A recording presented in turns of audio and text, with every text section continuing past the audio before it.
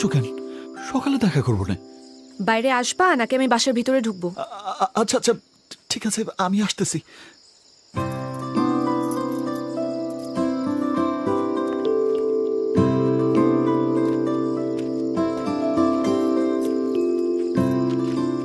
বাইরে আসো, কথা আছে তোমার সাথে। না না, অনেক রাত হয়ে গেছে, এখানেই থাকি।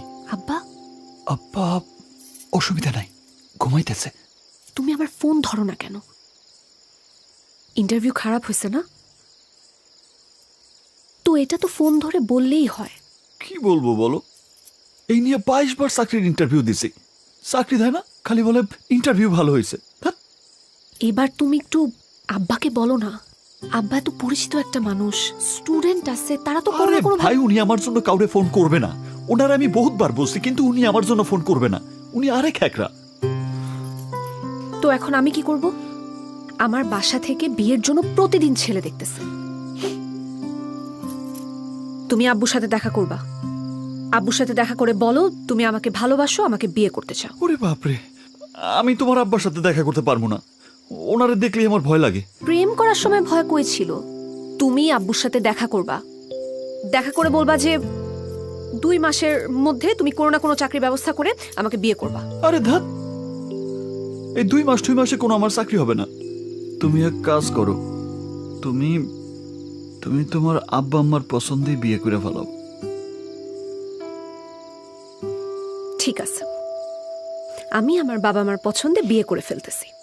তুমি বাসায় বসে থাকো, আমি বাসায় এসে কার্ড দিয়ে যাব। তুমি আর তোমার আব্বা মিলে দাওয়াত খেতে এসো। আরে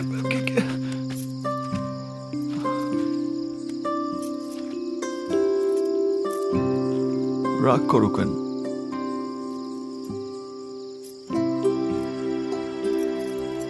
তুমি রাগ করলে আমি কই যাবো কও? আমার মা নাই, তার উপরে আমার চাকরি বাকরিও হয় না। তুমি স্যার আমার কে আছে কও? তুমি এত সরল কেন? আমি তো এরকমই। এই জন্যই তো তোমাকে এত ভালোবাসি।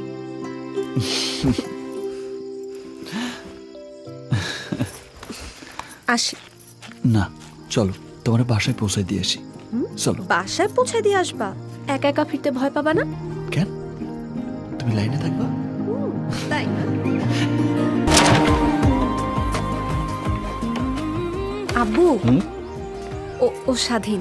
আসসালামু আলাইকুম। ওয়ালাইকুম আসসালাম। তুমি যাও, আমি ওর সাথে কথা বলছি।